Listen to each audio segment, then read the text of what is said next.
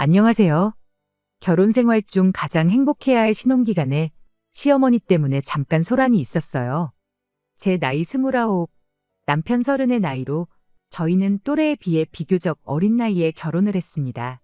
취직 준비를 위해 등록했던 학원에서 서로를 처음 만났고 그렇게 같이 공부하다 남편이 먼저 취직을 하게 되면서 연애를 시작했지요. 취직은 남편이 저보다 1년 빨랐고요.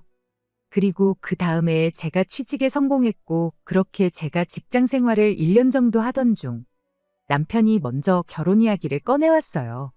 자기도 이렇게 빨리 결혼 생각을 하게 될 줄 몰랐다고, 다만 한 가지 확실한 건 무슨 이유로든 간에 저를 놓치게 되면 평생을 후회할 것 같다면서요.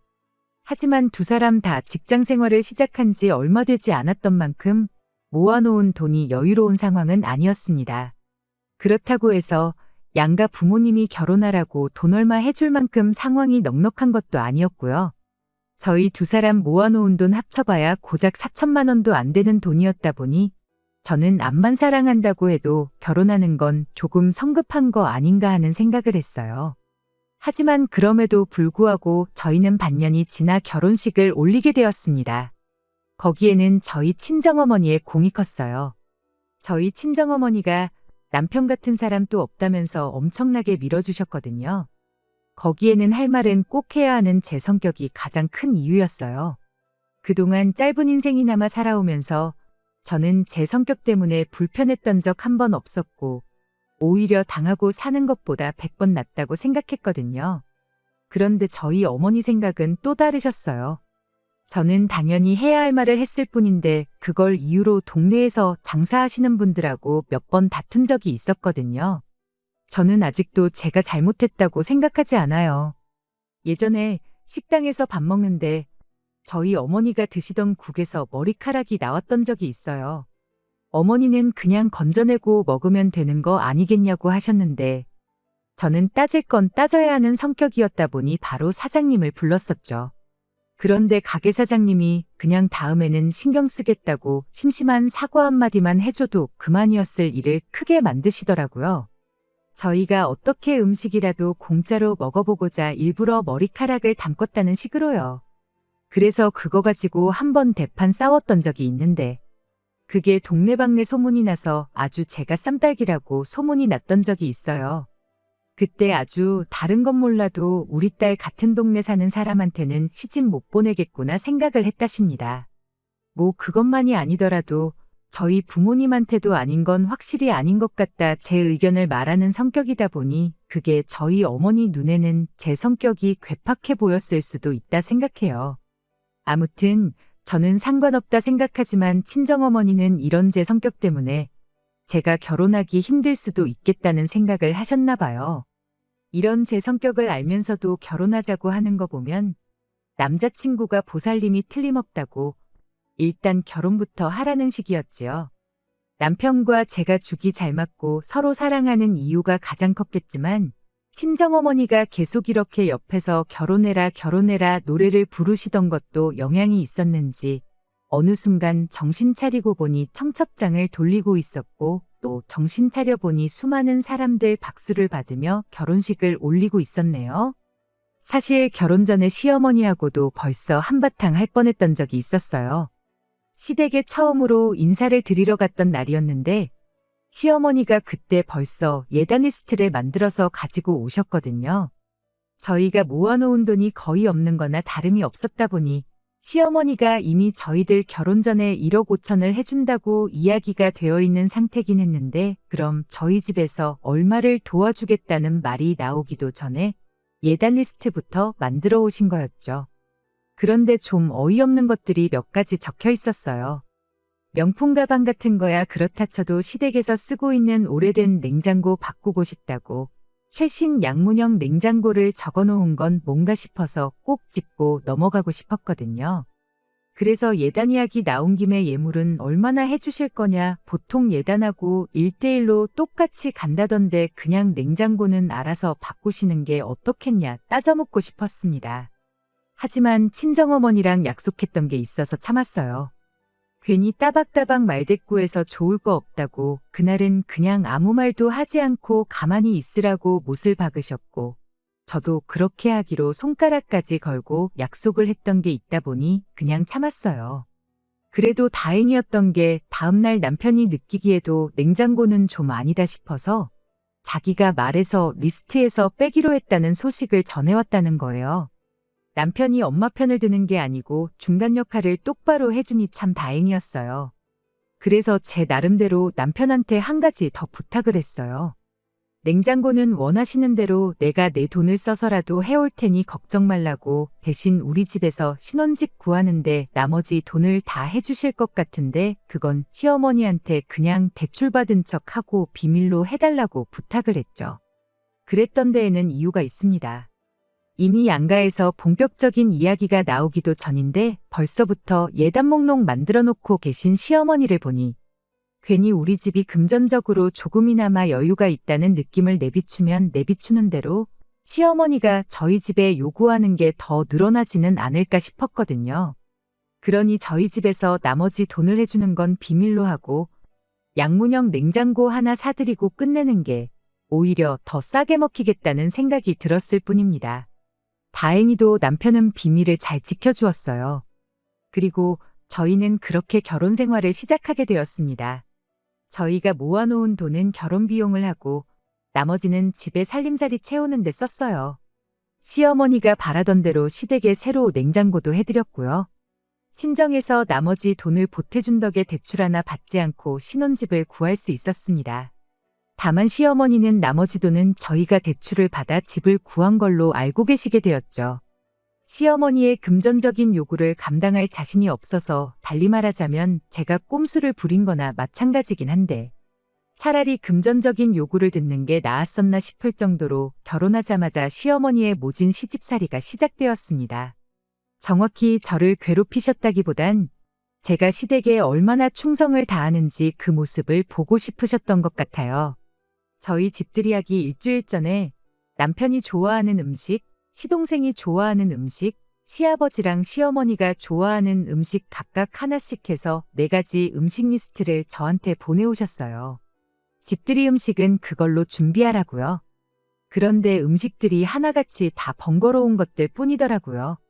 재료도 뭐 하나 겹치는 게 거의 없고 하는데 시간도 엄청 오래 걸리는 것들 뿐이었어요.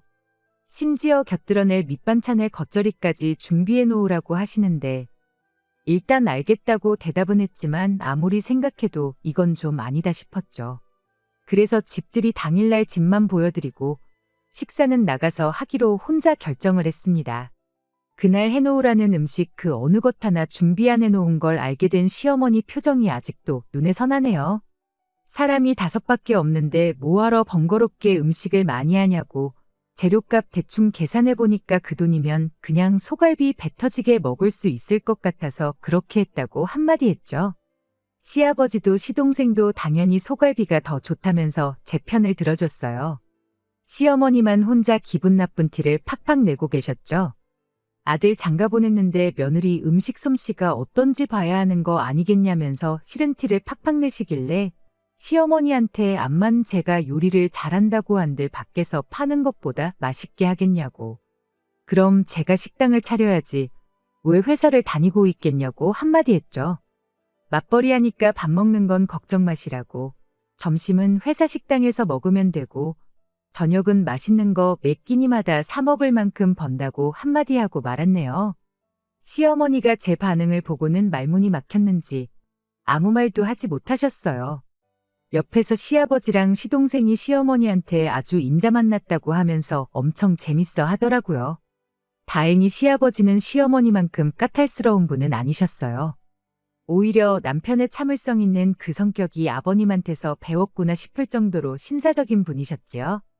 시동생은 좀 장난기 가득한 성격인데 앞만 날고 기어봐야 내 남편 동생이지 손윗사람은 아니잖아요. 그리고 성격도 그렇게 모난 것 같지는 않아서 시동생하고는 문제 생길 일이 없겠다 싶었습니다. 그저 문제는 시어머니 한 분뿐이었어요. 그렇게 그날 집들이를 넘기고 나서 시어머니의 본격적인 잔소리와 간섭이 시작되었죠. 아마 그날 며느리인 제 태도가 마음에 들지 않았던 게 아닐까 싶었습니다. 앞만 봐도 집들이 날을 계기로 저한테 복수의 칼날을 갈고 계셨다는 생각밖에 들지 않는 일의 연속이었어요. 하루는 시어머니가 저희를 시댁으로 초대하셨어요. 시댁이 저희 집에서 조금 거리가 있는 편이었다 보니 신혼여행 다녀온 이후로는 처음 시댁에 다녀오게 되었던 겁니다. 그리고 그날 시어머니가 굳이 저희를 멀리까지 불러낸 이유가 따로 있었어요. 집들이 날 보지 못했던 며느리 손맛을 기어이 보고 싶으셨던 겁니다. 저희 온다고 음식을 준비해 주신 게 아니고 음식 재료만 준비해 주셨더라고요. 저는 무슨 방송국 요리 프로그램 찍는 건 줄 알았어요. 냉장고에 있는 재료를 선택해서 음식들 이거랑 저거랑 해놓으라고 미션까지 받으니 더더욱이 제가 무슨 시댁에 초대를 받아서 간 건지 요리 예능을 찍으러 간 건지 싶었습니다. 시어머니는 필요한 건 아마 냉장고에 다 있을 테니 제일 자신 있는 거로 하나 준비해 보라고 이번 기회에 우리 며느리 음식 솜씨 좀 봐야겠다 한마디 꺼내시더군요. 시동생은 그저 이 상황이 재미있다는 식으로 구경하고 있고 시아버지는 설마 어머님이 저럴 줄은 몰랐다는 듯이 조금 쪽팔리다는 표정을 짓고 계셨지요. 남편도 미안했는지 자기가 도와주겠다며 주방으로 따라 들어왔는데 시어머니가 당신이 며느리 손맛 보고 싶다고 했지 아들 손맛 보겠다고 한 거 아니라며 냉큼 거실로 남편을 부르더라고요. 남편이 미안해 죽겠다는 표정으로 저를 바라보길래 남편한테 걱정 말라고 한마디 하고 자신있게 주방으로 들어갔어요. 마침 적당한 게 있길래 곧바로 두 팔 걷고 준비를 시작했죠. 음식 준비 다 끝나자마자 거실에 모여있던 가족들한테 준비 끝났으니 전부 다 오시라고 불렀어요. 시어머니가 제일 먼저 오셔서는 뭘 했길래 밥 준비하는데 10분밖에 안 걸리냐 장난치지 말라고 한마디 하시는데 제가 라면 끓여놓은 걸 보고는 너 지금 라면을 음식이라고 준비한 거냐고 한마디 하시더라고요. 시어머니한테 제일 자신 있는 거로 하나 해보라지 않으셨냐고 괜히 재료 아깝게 할 줄도 모르는 거 하는 것보다 확실하게 맛있는 라면이 제일 좋은 거 아니겠냐고 한 말씀 드렸어요. 시동생은 이 상황이 얼마나 재미있던 건지 아주 뒤에서 박수까지 치면서 뒤집어지더라고요. 시아버지가 라면 드시면서 며느리가 아주 라면물을 잘 맞춘다고 시어머니는 라면이 2개만 넘어가면 아주 한강라면을 끓여놓는다시며 단번에도 라면 먹고 싶으면 며느리한테 끓여달라고 해야겠다고 얼어붙은 분위기를 녹여주셨어요. 모두가 화기애애한 가운데 오직 시어머니만이 그 자리에서 도끼눈을 하고 불편한 기색을 숨기지 않으셨지요. 아무튼 그렇게 그날도 어떻게 잘 넘겼구나 싶었는데 며칠 지나지 않아서 시어머니가 저희 집에 연락도 없이 짐을 싸들고 찾아오셨습니다. 무슨 일로 오셨냐고 했더니 며느리가 음식이라고는 라면밖에 못 끓이는 것 같아서 몸소 음식 좀 가르쳐 주려고 오셨다는 거예요. 우리 아들 뼈 빠지게 일하고 집에 와서 든든히 먹어도 모자랄 판에 라면을 밥이라고 먹일 수 없지 않겠냐시면서요. 음식하는 거 가르쳐 주시는 건 가르쳐 주시는 건데 이 짐은 다 무엇냐 했더니 거리가 먼데 당신이 번거롭게 오며 가며 해야겠냐고 당분간 저희 집에 머무를 계획이라는 말을 아무렇지도 않게 꺼내오셨어요. 당연히 저는 물론이고 남편하고도 그 누구하고도 이야기가 되지 않은 상황이었습니다. 그래서 시어머니한테 곧바로 말했죠. 그래도 이렇게 연락도 없이 이러시는 건 좀 아닌 것 같다고요. 그랬더니 시어머니가 너는 맨날 왜 하는 소리마다 말대꾸를 하냐고 며느리가 고분고분한 맛이 좀 있어야지. 이참에 예의범절도 좀 가르쳐줘야겠다며 끝까지 저희 집에 머물겠다고 하시는 거 아니겠나요? 그래서 제가 바로 말했어요. 맞벌이 하는데 음식을 저만 해야 하는 법이 있는 건 아니지 않냐고. 정음식을 가르쳐 주셔야겠으면 한동안 남편 시댁으로 보낼 테니 남편한테 직접 가르쳐 주시라고 했어요. 그랬더니 시어머니가 곧바로 태도를 달리하시고는 저한테 역정을 내면서 누구 보고 나가라 마냐 하는 거냐며 당신은 그럼 이 집에 지내면서 아들 챙겨줄 테니 나갈 거면 너 혼자 나가라고 소리를 고래고래 지르시더군요. 시어머니한테 이 집은 저희 집인데 왜 저만 나가야 되냐고 그건 좀 아닌 것 같다고. 정 그러면 저도 친정에 가 있을 테니 아드님 데려가셔서 음식하는 거 가르쳐 주시라고 그러면 공평하지 않냐고 한마디 했습니다. 그랬더니 시어머니가 너는 어른이 하는 말에 꼬박꼬박 말대꾸냐면서 한마디 하시고는 이 집이 왜 너네 집이냐고, 아들 살라고 내 돈으로 해준 집이니 내 집이나 마찬가지라고 한마디 하시는 겁니다. 소유권을 주장하려면 남은 대출 다 갚고 그때 말을 꺼내라고 하는 소리나 마찬가지였죠. 그때 제가 큰 실수를 했구나 싶고 후회가 몰려왔어요. 시어머니한테 친정에서 돈 해준다는 걸 숨길 게 아니라 차라리 결혼 전에 시어머니랑 싸울 땐 싸우더라도 우리 집에서도 돈을 해주니 예단 예물 이런 거 바라지도 마시라 했었어야 했구나 싶더라고요. 그러던 중 타이밍 좋게 남편이 퇴근해서 집에 돌아왔습니다. 시어머니가 집에 와 계신 것부터 시어머니 표정이 안 좋은 것까지 보고는 상황이 좋은 상황임은 아니겠구나 단번에 눈치챈 남편이 먼저 시어머니로부터 제 앞을 막아서고는 무슨 일로 오셨느냐 한마디 묻더군요. 어머님은 당연히 아들이 당신 편을 들어주겠다고 생각하셨던 건지 어른도 몰라보고 말대꾸만 하는 며느리 버르장머리를 고쳐놓으러 왔다고 강한 어조로 한마디 하셨어요. 남편은 그 말만 듣고 무슨 일인지 어떻게 아느냐며 상황 좀 제대로 이야기해달라 다시 말을 꺼냈고요. 시어머니는 몸만 덩그러니 시집 온 며느리한테 인생교육 시켜주려고 그런다면서 남편 오기 전에 저랑 나눈 이야기들을 다시 한번 읊으시고는 저를 이 집에서 내쫓아버릴 생각이다 한마디 하셨어요. 그 말을 들은 남편이 알겠다고 대답을 하고는 조용히 창고에 가서 가방을 하나 꺼내오더군요. 그러더니 주섬주섬 자기 짐을 챙기기 시작했어요. 시어머니가 그런 남편의 행동을 보더니 얘를 내쫓는다고 했는데 왜 네가 짐을 싸냐며 한마디 하셨고요. 남편은 시어머니께 사실 처가에서 집 살 때 돈을 해주셨다고 어머니 말대로라면 이 집에 돈 한 푼 안 내고 살고 있는 건 다른 사람이 아니라 바로 자기 자신이라며 집을 나가도 자기가 나가는 게 맞는 거 아니냐고 한마디 했어요. 몰랐던 사실을 알게 된 시어머니 표정이 단번에 굳기 시작했죠.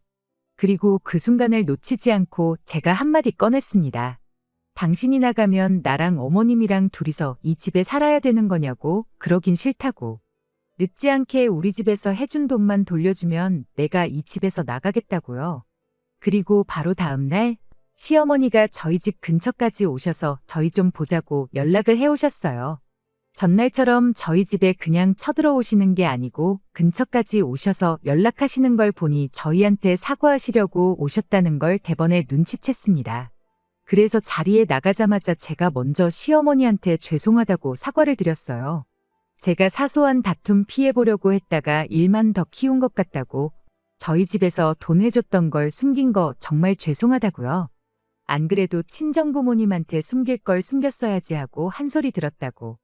어떻게 연락드려야 하나 고민하다가 또 어머님이 먼저 저희한테 연락하시게 만들었다고, 정말 죄송하고 쥐구멍이 있으면 숨고 싶다고 최대한 어머님 자존심 상하시지 않게 조심해서 사과를 드렸습니다. 시어머니는 제가 먼저 죄송하다고 나올 줄은 생각도 못 하셨었나 봐요. 이내 제 뜻을 눈치채신 건지 시어머니도 저한테 미안했다고 한마디 해주시더군요. 안 그래도 시아버지한테 왜 멀쩡히 잘 지내고 있는 애들을 갈라서게 만들지 못해서 안달이냐며 한 소리 들으셨다면서 당신도 시어머니가 된 게 처음이다 보니 아들 생각만 하고 며느리 생각은 하지 못해 큰 실수를 했다시면서 말이죠. 지난 일은 다 잊고 한 가족으로서 앞으로 잘해보자고 하시는데 제 잘못도 크다 보니 그 순간만큼은 죄송스러워서 눈물이 다 나더군요. 그렇게 시어머니하고는 좋게 잘 풀었습니다. 그 이후로 시어머니하고 그 어떤 사건 사고도 없었고 오히려 전에 없이 잘 지내고 있어요. 우스갯소리로 이렇게 좋은 며느리를 왜 못 잡아먹어서 안달이었는지 모르겠다시면서 어떤 때는 저희 친정어머니보다 저를 더 챙겨주실 때가 많습니다. 잠깐 안 좋은 순간이 있었지만 좋은 시부모님 만난 것 같아요. 저도 중요한 순간에 제 고집만 부리지 않고 시어머니께 사과드린 게 정말 잘한 일이구나 싶어요. 행여나 시어머니가 다시 저를 안 좋게 대하신다 하여도 그 부분도 걱정이 없습니다. 그 어떤 순간에도 제 편을 들어주는 남편이 든든하게 버텨주고 있으니까요.